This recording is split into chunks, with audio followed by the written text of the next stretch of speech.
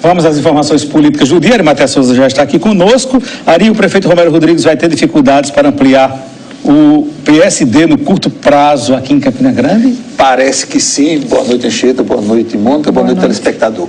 O prefeito, só recordando, há alguns dias assumiu o comando estadual do PSD e prometeu espalhar o partido geograficamente, montá-lo no maior número de municípios possível, mas também vitaminar o PSD em Campina Grande. Chegou-se a cogitar uma bancada de 10 vereadores num primeiro momento nesse partido, mas com o passar dos dias se observa que essa quantidade, pelo menos na largada dessa nova presidência, não será possível. Vários vereadores foram convidados pelo prefeito de Campina Grande, mas há um certo comedimento, até porque, mesmo não sendo provável, mas muitos vereadores temem uma ação judicial por infidelidade partidária. De sorte que poucos vereadores, nesse primeiro momento, até onde a vista alcança, deverão fortalecer a bancada do PSD. Isso poderá se intensificar à medida que se aproxime a abertura da famosa janela partidária, que é no 11º mês antes das eleições, quando é possível trocar de partido sem incorrer em qualquer punição legal. Ari, o empresário Arthur Bolinha vai mesmo retomar a militância partidária? Olha, a gente até tinha comentado isso aqui no Itaré Notícias, que ele tinha abandonado tudo e iria se dedicar somente à atividade de representação empresarial, mas há poucos dias ele teve vários contatos com alguns partidos e eu perguntei a ele, pedi para ele passar a limpo essa história, se volta ou não para a militância partidária. Vamos acompanhar. Foi um não muito sim, né? Foi. Não é muito seguro, não. Pois é, a conferir. Mais um suplente vai chegar à Assembleia Legislativa, o ex-deputado Trócoli Júnior do Podemos vai voltar à militância em plenário, atuação em plenário, porque o titular Branco Mendes, também do Podemos, pediu licença sem vencimentos por 121 dias. Qualquer dia vai ter história sobre licença sem vencimentos. É um negócio estranho, e é muita licença, muita doença, com tempo marcado, 121 dias.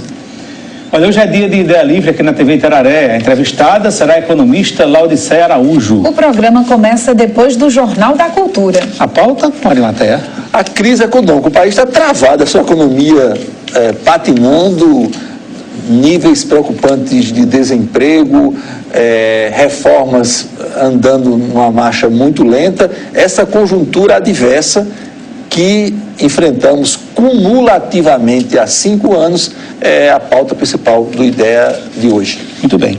Agora vamos à capital federal, saber as novidades dos bastidores da política por lá, com Fernanda Martinelli. Algumas informações adicionais de Brasília.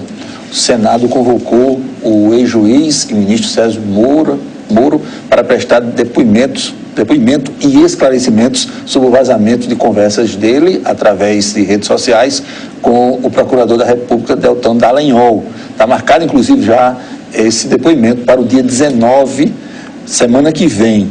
Hoje, a segunda turma do Supremo Tribunal Federal resolveu empurrar ou enviar para o plenário do Supremo, colegiado de 11 ministros, a discussão sobre prisão em segunda instância.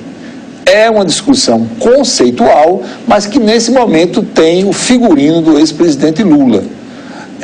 Se avança ou não esse entendimento, se permanece ou não esse entendimento do Supremo de que deve acontecer o cumprimento da pena a partir da confirmação da sentença em segunda instância. Então, vai para o plenário do Supremo. E é bom lembrar que tem outro julgamento, outro recurso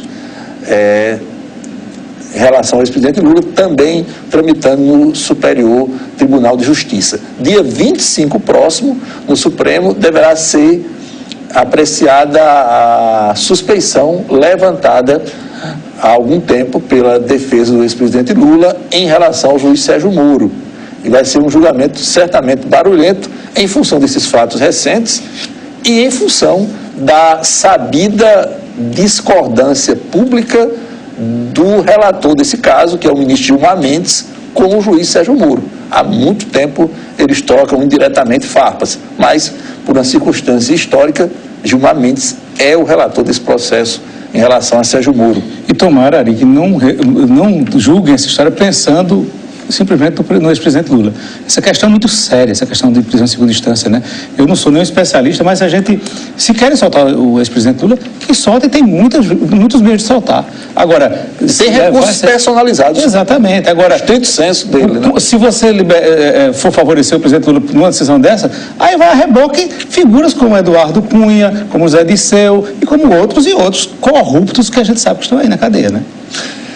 E é bom lembrar ainda sobre esse assunto que no Supremo Tribunal Federal, um outro julgamento de turma também, de órgão fracionário, como se chama na linguagem judiciária, foi formada hoje a maioria numa das turmas do Supremo em relação ao famoso quadrilhão do PT, um grupo de parlamentares do PP, Partido Progressista, que teria se beneficiado de propina dentro da Lava Jato, aí, Petrobras, é uma apuração que rola desde 2017. O voto do relator foi dado na semana passada, Edson Fachin, pela transformação dos envolvidos em réus, entre eles o deputado paraibano Aguinaldo Ribeiro, do PP, e hoje foi formada a maioria 3-1 para que esses acusados fossem transformados em réus nesse processo, como eu disse, cognominado, batizado de quadrilhão do PP. E no seu voto, o ministro decano do Supremo, Celso de Mello, que integra essa turma, disse que era um caso típico de criminalização da atividade política no Brasil. E para fechar, os governadores voltaram a se reunir hoje sobre reforma da Previdência em Brasília. 25 dos 27 governadores estavam presentes e resolveram aceitar, avançar, concordar com a reforma da Previdência, mas fizeram 3 ressalvas. Primeira delas, a manutenção do BCP, que é o benefício de prestação continuada, a manutenção como está da aposentadoria rural e que não aconteça a adoção do regime de capitalização. Permaneça o regime atual, que é o sistema de colaboração intergeracional. Muito bem. Boa noite, Elementar. Boa noite.